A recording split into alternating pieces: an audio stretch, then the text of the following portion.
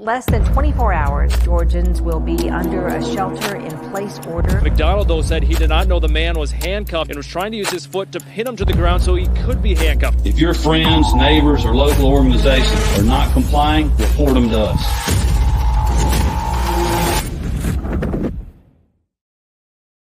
Howdy, y'all. Welcome to the Free Georgia Podcast. My name is Jake Green. Thank y'all for tuning in today.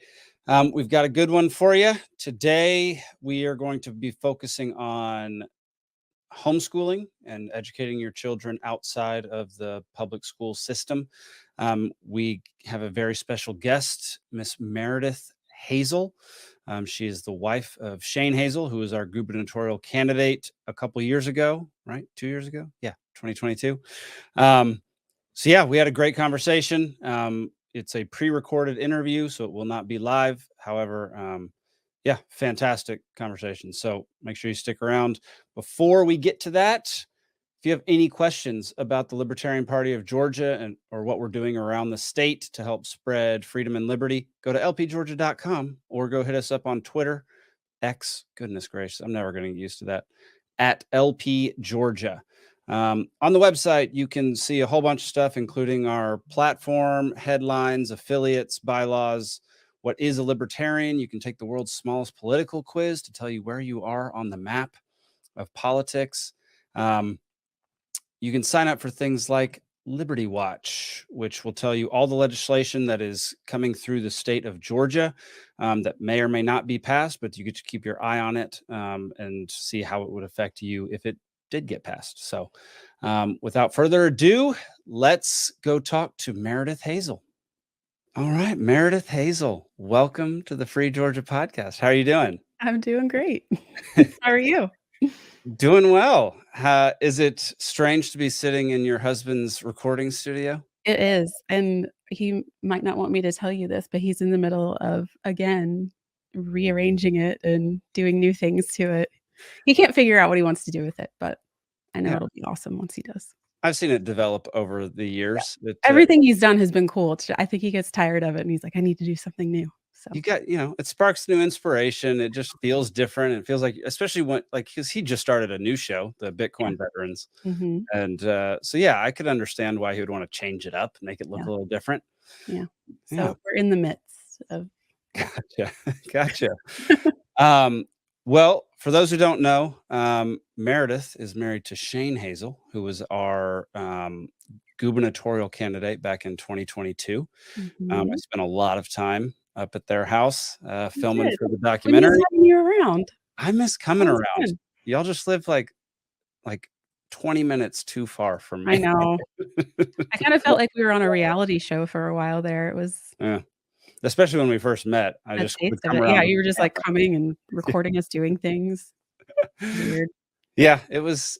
I could sense that it was a little awkward and a little weird at first, but we found our groove and it became fine. Yeah. So I've known y'all for 5 years now. Y'all have been 5-ish years. Y'all have been, it's 2024. I didn't know that. That's true. Wow. Yeah. And y'all been homeschooling your children that entire time. Yes. I would love to know, we're focusing on homeschooling and education in general on this podcast this year. And I would love to know, what sparked the decision to homeschool your kids? So I will not take credit for it at all. It was Shane wanting us to go down that path. Mm-hmm. A little bit of background. I was a public school teacher. So, I think I taught for 5 years. Mm-hmm. And, I was, in my mind, I became a teacher so that when my kids went to school, we could all go to school together. And it's easy because, don't you remember that going to school, like the teachers' kids would just be in the building all day long. And it's like everyone knew who they were. And that was you too. Yeah. She was the coach. So it made sense because I knew I wanted to get married and have a family and have kids. And I was like, that's easy. I like teaching. I like being around kids. I'll have a job that goes with their schedule and it'll work out. But once obviously I got pregnant. I was teaching, and it just worked out that like we went on summer break, and then I had Jackson in the summer. Sorry, my mouth's getting dry. All good. Had Jackson in the summer, and then, I take my maternity leave because I'm still in my mind going back to school. Right. I mean, not totally at that point. We knew that I was going to stay home. So maternity leave, then sorry, see you later. I'm staying home with the baby now. Mm-hmm. And then it just turned into him, it was getting time for like, a lot of people around here do like the preschools at churches. And I'm like, what harm is there in that? Like, it's cute. He'll go to his little preschool class. I'll be home with, our other baby at the time. Mm-hmm. And then I started thinking like, that's going to be difficult to like manage a baby and a toddler going to preschool and waking up and having to be somewhere. And I just wasn't in the mood to do that. And I also started to think like it would be really weird for him not to be with us because that's all he's ever known. And I don't want him to be somewhere else. So it turned into like, okay, I'm just going to teach him, we'll do preschool at home. And then, come time for kindergarten, now we have, all three of our children. And I definitely wasn't putting him on the school bus. Like, he couldn't do that. There's no way. I mean, he could have, but I didn't want him to. So in summary, Shane really wanted to homeschool and started kind of planting seeds with me as we hit each milestone. And then I don't know at what point he told me to read the John Taylor Gatto books. He had read them when he was in the Marine Corps. And I do not remember him mentioning that to me, like even before we had kids, but he had read them, and, it kind of sparked in him, like, I don't want my kids doing this and going to public school. So I at some point, I don't remember when, it was probably before our oldest was supposed to start kindergarten, I started reading John Taylor Gatto, and I think I have them all here. I think the first one I read was Dumbing Us Down. And I was just like, oh, well, we're not doing that. Everything I learned about my, career I thought I wanted is just wrong and not what I thought it was. Like, I was in it to just teach kids. Like, I was so blissfully unaware my first year as a teacher that I was supposed to follow any sort of like, obviously there's state standards per state. Like, no one like gave them to me. So granted, I was hired, I was an adult. I should have known to look at my state standards, but I just taught the kids and did what I wanted, and they were just fine. And they passed all their tests and didn't have to, I didn't have to teach to the test. But I'm getting ahead of myself because you just asked me about our own children. So that's all right. That's all right. That's interesting. So as libertarians, we tend to like some of the stuff that John Taylor Gatto wrote. Definitely mentioned him quite a few times on the campaign trail and just in general speeches with Libertarian Party. What was it about those books or that first book that first like affected you and made you rethink public education? I would say just kind of how he pointed out, like, the whole point of public education is to create little compliant worker bees that, fall into line, answer questions. Yes, ma'am. No, sir. I mean, not that I don't want my kids to be respectful, but, it was designed so that children became workers and they weren't thinking independently and being creative. And it was like a compliance thing. And I think that's what he, throughout all of his books, because some of them tend to get repetitive, I think. Yeah. He definitely, highlights that. Yeah, for sure. For sure. School definitely has a way to crush the creativity out of you. I forget where the study was done. It may have been done here in the States, but they were trying to figure out It was done here in the States. It was a NASA Oh, sponsored. like the intelligence thing or Yeah, they brilliance wanted to thing? find out who was like how they could produce more geniuses so that they could work at NASA and like help the Mhm, program. mhm. And when they started testing kids, it was like 94% of kids were geniuses when they Mhm. like prior to school. And then the more schooling they went to, by the time they were out of college, it was like less than 1%. Yeah, you just, like, smother it out of them. Yes, Mhm. because It's sad. genius is all about creativity It's and sad, like, yeah. yeah, figuring out solutions to complex problems. So, Mhm. yeah, they're John Taylor Gatto, great author. Highly Great resource. recommend Yeah. anybody go read some of his books. Mhm. All right, a lot of people find the idea of homeschooling super like overwhelming and daunting and something that like they couldn't Mhm. possibly do. Mhm. Like what has been let's start out with like kindergarten, first, second grade years. Like Mhm. what's what would a like regular day look like as far as like schooling go with y'all? So much shorter than you probably would feel is required. Like, that was really hard for me as a teacher. It's like, we need to be doing something, like, all day long, like, at least till 3 o'clock, right? Right. Um, but honestly, when they're little like that, especially kindergarten, 1st, 2nd grade, the main thing you need to be doing is just, like, reading books Mm, constantly. Like, read them to them, have them look at the words as you're reading them. mhm. Um, obviously, at that point, you can start to work on basic math skills and stuff, but it's I think being a product of public education, and probably most people are a product of public education, um, we all think, like, we should be sitting at a desk, we should have worksheets in front of us and textbooks, and, Right. um, because of that, I think I was a little harder on our firstborn, just I mean, he's like our guinea pig. I was, like, Right. trying everything out with him. Poor little guy, I was like, "You must know all these math facts," but, I mean and then, I learned with the other 2, I'm like, "It'll come. They'll get it. It's Right. okay."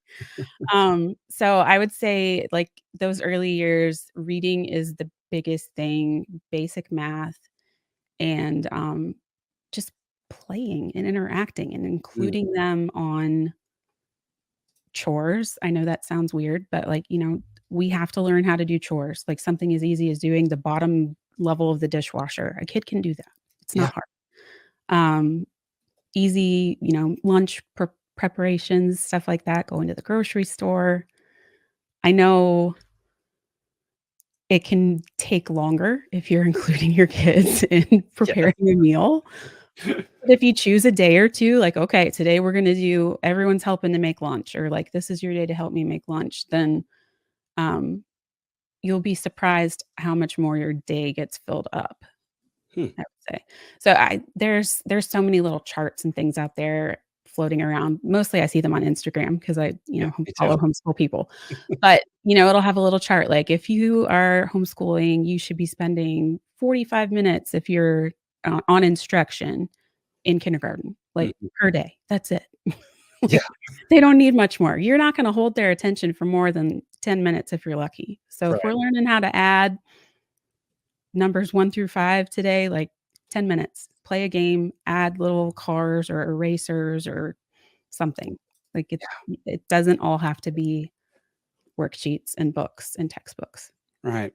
Yeah, and one of the a complaint I see on Instagram all the time from people is that like school didn't actually prepare them for like the real world.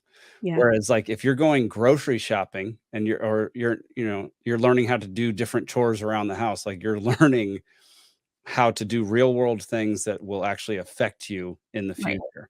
And right, you're learning responsibility and like a whole bunch of different things, how to right. interact and how to be out in public and things like that. So um I think people definitely even to me who I'm a proponent. I'm definitely an advocate for homeschooling. The idea of only teaching them for like an hour or two every day, like my Mhm, initial reaction is like that is just doesn't seem long enough. mhm. There were times too, especially in the beginning, like, once I kind of got a grasp on, "Okay, we shouldn't be doing this all day long," like, Shane's working from home, he comes out of the office and he's like, what are you guys doing? Like, why aren't you doing anything? Like, we are doing something. We're making lunch, or we're doing this, or whatever. Or we went outside for 2 hours. Like, Right. that's another thing. Like, you need to take your kids outside. They need to play. Yes. They need to explore. They need fresh air, sunlight. Like, we did that so much when they were little. Now Nice. I kind of have to push them outside. Like, okay, Throw that Xbox outside. go count all our chickens. Go find them all. Yeah, I remember. So I got homeschooled for 4th and 5th grade. Mhm. And I remember specifically waking up, doing all of my like homework, all of my schoolwork from Like 8 to wanting to 10. get it done. Yeah, just powering through it Yeah. and then running into the woods and playing like nonstop. And it Yeah. was the some of the most fun that I've ever had. Like you learn a lot. Like Mhm. we'd do, build little projects, build a boat to like float down the stream and stuff like Mhm. that. And yeah, there was something about that time that really sticks out to me as far as like my education goes, Mhm. and that I tended to feel was the most productive and the most enjoyable. Right. Whereas I hated school, I hated homework, I hated all of that. I didn't want to sit still. Um, Yeah. I don't think like. What are your thoughts on that? Like, I know the American school system is designed based on the Prussian model that Yes. is, like what you were saying, Mhm. just That's what trying God to get mentions people at to a be, time. Yeah. yep, follow the leader kind of thing. Um, there are a lot of I was put on Adderall because Mhm. I supposedly had ADD, ADHD, one of those things. Everybody in the world.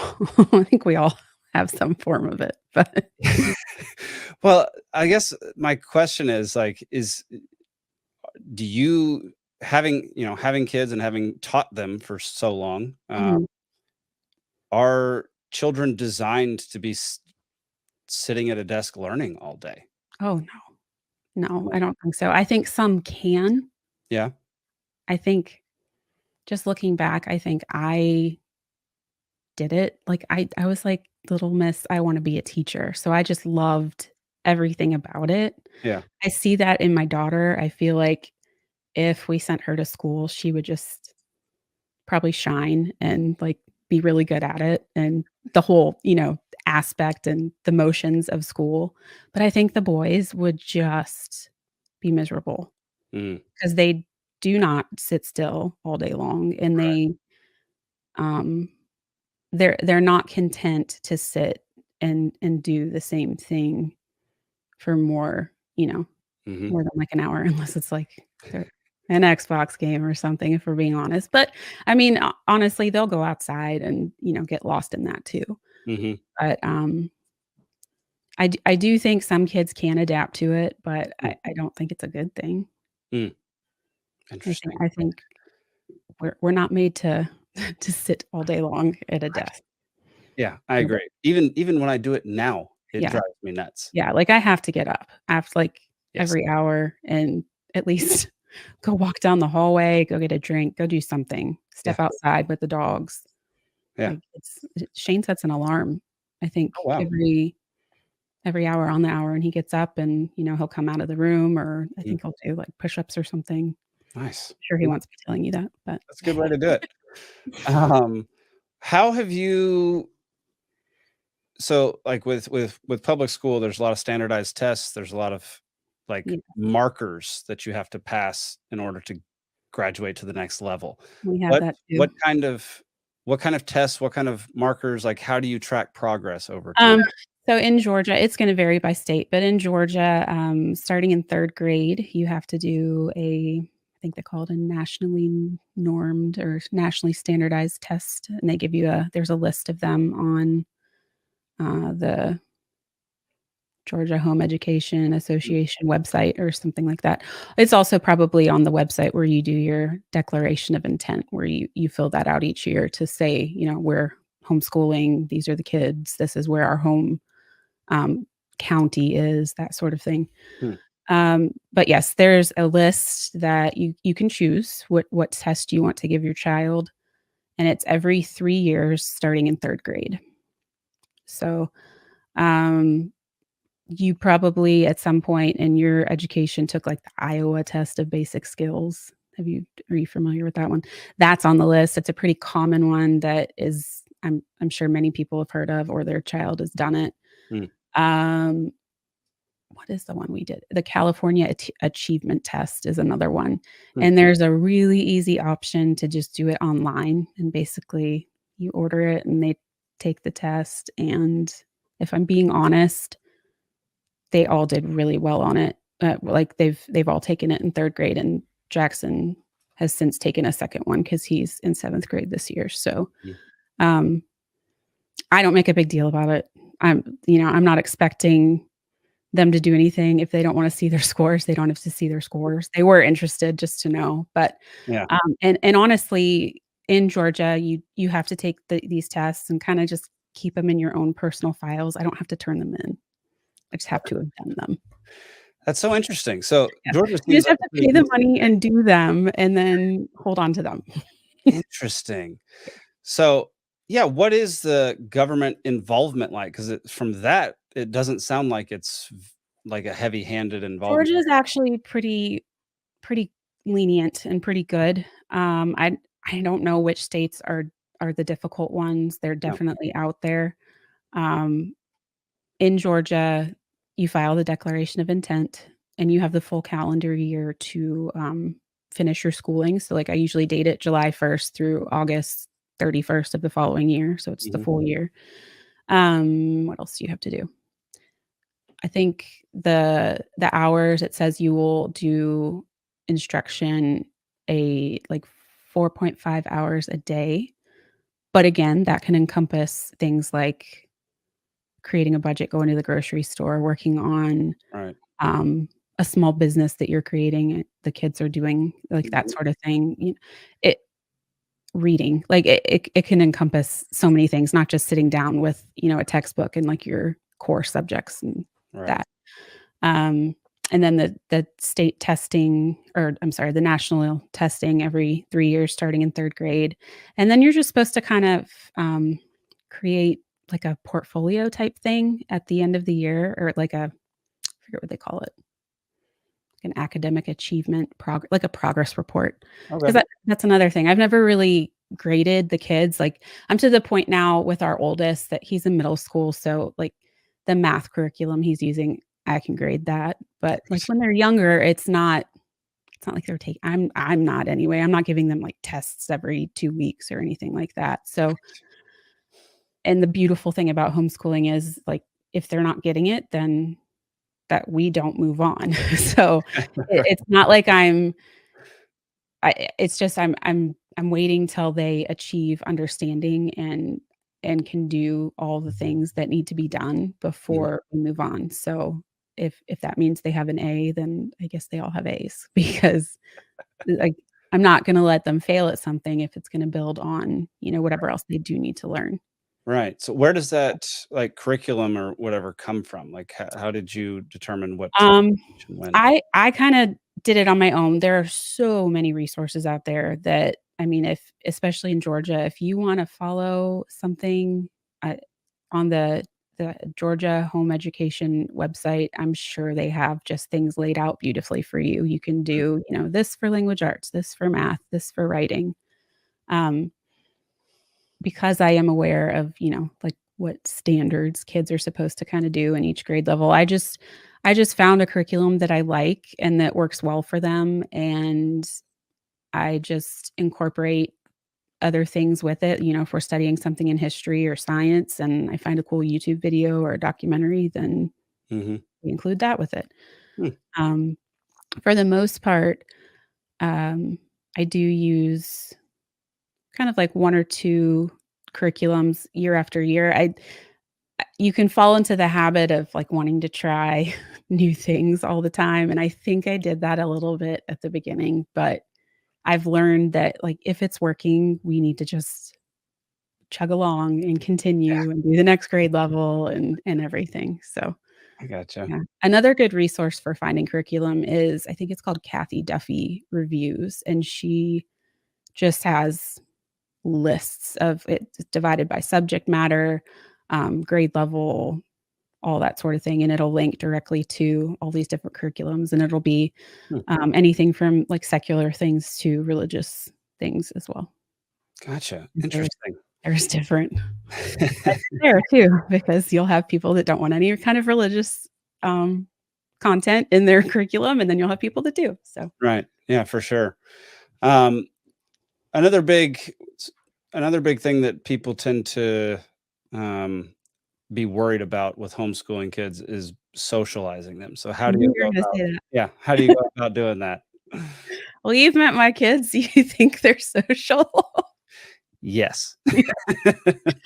um, I think socialization and kids being able to interact with others is, I don't wanna, like, toot our own horns here, but I think it has a lot to do with the parents, because you're gonna have a lot of different kinds of parents that homeschool or that are in public school, and, we just always encourage them to interact and to ask questions, and we don't, if we have company over, we don't shoo them away immediately. We do at some points, maybe like, "Okay, you don't have to be here the whole time."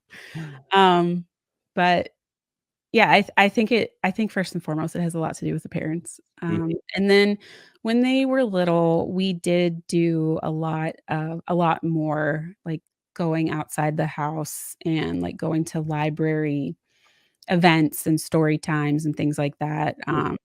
Little A lot of times, like, through the Parks and Rec for your county, there'll be camps or, um, things you can find. Co-ops are a big thing. We never really joined a co-op because I didn't it felt too much like being tied down to, sometimes it's a specific curriculum, and, like, it was like, "I don't wanna do that," or required me to, like, prepare a lesson or 2 and, like, teach other kids, and I was like, I'm done teaching other kids for the most part. I really just prefer my own at this point. I cannot imagine going back to a classroom setting right now or ever." Um So, yeah, we tried as and this was when we lived in Cummings, so we were, closer to a lot of Mm, things and a lot of events. The kids have done jujitsu since they were all 3 and 4 years old. They have grown up in several gyms. yeah. We're at a new one now, and honestly, they go to the kids' classes, they love them, and they have friends in there and everything, but because they started so young, they're honestly pretty good, and they Mm, are mature, and they can handle, um, doing some more advanced things, so they kinda tried out staying at some adult classes, and they do that too, and the adults, honestly, I can't tell you how many of them, and even the coach was like, "I was kinda nervous at first to let them do this because they're kids." I mean, Sawyer's 9, yeah. um, but he was like, "They're so good, and they just work together, and" Um, they get to experience jujitsu with kids and people their own size, but then they go up to the adult class and they're studying under like 3 or 4 different black belts, and, the boys are getting bigger and they can roll with some of the adults that are in there, so I think they're plenty socialized. Yeah, it sounds like it. Yeah, That was always a confusing one for me, like, yeah, I said I was homeschooled for a couple of years, and I didn't feel like I missed out on yeah, anything. Like, we yeah, had when my neighbor came home from school, we'd go play in the woods, yeah. like Well, and I can't tell you how many times, like, their cousin who's in middle school as well would be like, "Oh, wish I was homeschooled." Yeah, I don't know that he does totally wish that. I think he thinks like, "Oh, they get to just, like, sleep till whenever they want and right, then do some work and then they're done," but, right. um, also, they don't really know what they're missing because 'cause Mm, they've never experienced it. I mean, the only school they've really ever seen is on a TV show or right. a movie, and usually that's pretty, exaggerated and not as realistic as it is, but, I mean, think about when you were in public school, like, I didn't really have a whole lot of time to talk to anybody.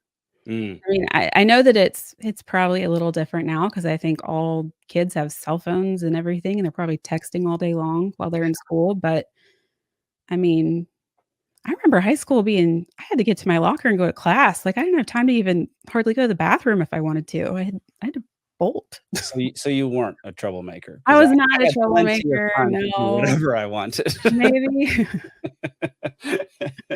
Maybe I could have, and I just didn't want to because Yeah, I needed to get the class. How many times did you get detention in your life? Once because I cheated. Oh, okay. I got Yeah. suspended because I cheated. Yeah. I think it was a detention situation. Okay, cool. Remember, maybe this was a thing when you were in school, like accelerated reader tests? That sounds right. Yes. So, it was middle school, and we had you had to take so many tests or, like, earn so many points a semester, Okay. and somebody got the answers to The Hobbit, which was, like, a huge point maker because it's a long book. Huge book. So, but I think it was like 40 of us all took the Hobbit test, and the librarian was like, "Only 2 of you even checked out this book." And, like, this was before, I feel like nowadays kids can be like, "I got it on Amazon," or like, "We went to the Right. book." I mean, granted, I could have had my own copy of The Hobbit, so she gave us all a chance to, like, retake a new test, and we all, I mean, failed. Failed miserably. So and I still haven't read The Hobbit to this day. It's such a good book, I have it Meredith. on the shelf. Goodness gracious. I'm intending to read it, I just have not. Yeah, So, yeah, I cheated on I the remember Hobbit test reading it. in, like, 7th grade Interesting. along with, like, 40 other kids. Fair enough. Yeah. So, it was Yeah. like a group in trouble situation. Same I mean, Yeah, I was like, so "There's funny. comfort in numbers." Yeah, ours was a group of 5 that got Mhm. suspended together because we all cheated together. Mhm. It was a take-home test, and they said, "Don't do it with your classmates," and we just did it with our classmates anyway. Oh, Yeah. wow. But it's a take-home test, Yeah, whatever. what were they expecting? Yeah. Um, all right, before we wrap up, Okay. if you could offer, like, one piece of advice for a parent who's, like, on the fence about starting homeschooling, what would that piece of advice be? Um, I would say to just trust your instincts. If you think that is this like they're brand new to school in general, or they're gonna pull their kid out? Either one. Either one. Okay. Yeah, trust your gut. If it I feel like if it's on your radar, it's there for a reason, Mm, and especially in a situation where you're thinking, "I wanna pull my kid out of public or even private school," mhm. um, there's a reason you're feeling that way, and go with it.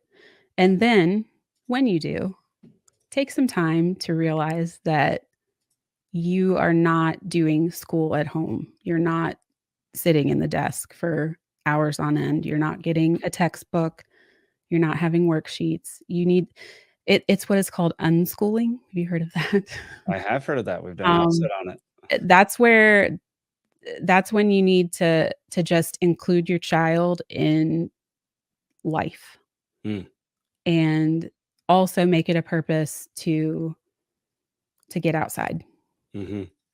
Um, and and if it takes, a couple months, some people I think do it for like a year, and they'll travel, they'll just kind of approach it more as like a project thing, like, spring's coming, that let's design and build a garden, and you're gonna do and help me with every part of this. Um, I would say just don't be afraid to make it look like the complete opposite of what you grew up doing in your education.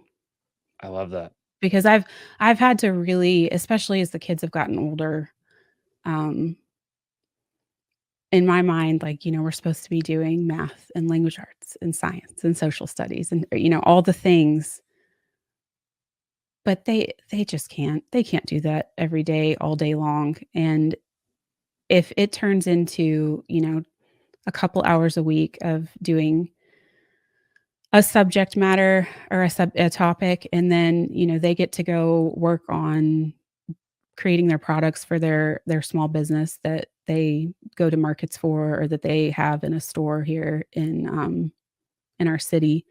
Like, that's important too. Like, you've signed a contract with that store owner, like, you need to be on top of like keeping your supplies stocked and keeping track of your profits and your losses and buying your supplies and everything. So I've, especially with that this year, I've learned that it's okay if like we take 2 days a week to focus on what they're interested in and what they need to accomplish in their little work life now too.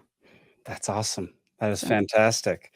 Well, yeah, I would love to have you back on the show because you've been doing this for a while, and I would like to dive deeper into it. Unfortunately, I only have 30 minutes today, so that works. Awesome. Is that your dog or my dog? I can't tell. I think that's yours. Okay. Yeah. Of course it is. Is it the new one? Sorry. Probably. I didn't even hear it, so you're all good. Yes. Well, Meredith, thank you for coming on the show. I really appreciate it. Thank you for having me. Absolutely. So there you go. Homeschooling, like I've said over the last few episodes, is going to be a big part of the show for 2024, for this year. We're going to do a whole bunch of shows on homeschooling specifically. We're going to try to build up a base, like a resource on the website on lpgeorgia.com so that you can hop on there and learn all about different aspects of homeschooling, different aspects of educating your children. Yeah, very, very, very excited about that. So hopefully we'll have Meredith back on in the future and have some more homeschooling experts and people who are experienced with it and people who have gone through it sometime in the future. So that'll be it for today, y'all. Go follow us, LP Georgia, on Twitter, Libertarian Party of Georgia on Instagram, and go hit up our website at LP Georgia and get on that Liberty Watch. Tune in to Liberty Libations on Thursday nights at 8 p.m. and come back each week, Monday nights, 8 p.m. for more Free Georgia podcasts. We'll see you then.